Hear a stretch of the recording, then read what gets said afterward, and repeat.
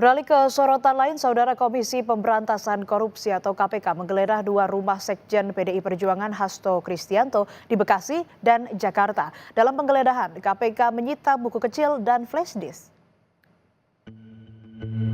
Satu flash disk sama satu buku kecil tulisannya dari Mas Kusnadi, itu aja.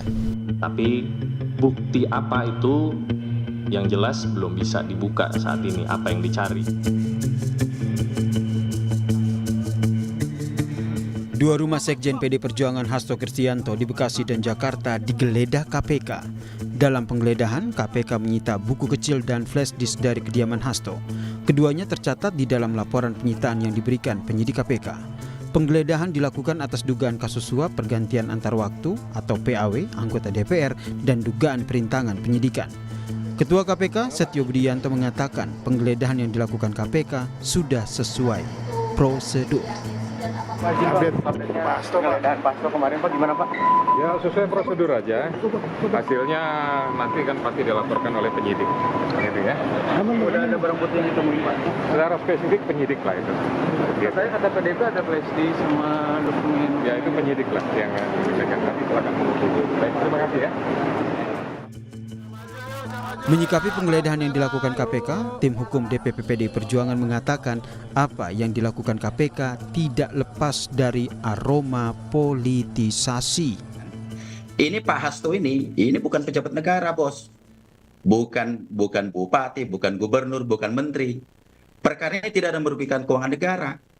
Dalam seprindik itu ada 2. Satu katanya melakukan suap gratifikasi. Yang satu lagi adalah obstruction of justice. Ini 2 hal yang berbeda. Bagaimana mungkin misalnya Mas Hasto melakukan suap, tetapi di sisi lain dia menghalangi Harun Masiku. Ini nggak benar ini sprindiknya. Ini kan 2. Harus ada dong badan yang satu lagi. Ada Pak Hasto yang satu lagi. Nah dari sini aja pun kita membacanya sudah berbeda. Nah maka sampai hari ini kita meyakini memang ini murni adalah politisasi. Peneliti Pukat UGM Zainur Rohman menyebut kasus suap dan perintangan penyidikan tetap harus diproses hukum dan hal tersebut berlaku pada siapapun meski yang bersangkutan bukan seorang penyelenggara negara. Perintangan penyidikan, suap, itu tidak harus pejabat negara, penyelenggara negara, siapapun bisa menjadi tersangka pemberi suap, bisa menjadi tersangka perintangan penyidikan. Tidak ada kualifikasi harus penyelenggara negara di dalam Undang-Undang Tindak Pidana Korupsi. Beda kalau yang disangkakan adalah pasal 2 pasal 3 di dalam Undang-Undang Tindak Pidana Korupsi. Jadi kita lihat ini adalah suap. Jadi yang dimaksud tadi misalnya ini dikatakan tidak merugikan keuangan negara, ya jelas ini adalah perkara suap. Suapnya pun mungkin relatif kecil dibandingkan perkara-perkara lain. Tetapi bukan berarti ini tidak harus diproses hukum, harus diproses hukum justru. Kini, guna melengkapi pemeriksaan, Komisi Pemberantasan Korupsi telah menjadwalkan kembali pemanggilan Hasto Kristianto pada 13 Januari 2025 mendatang. Tim Liputan Kompas TV.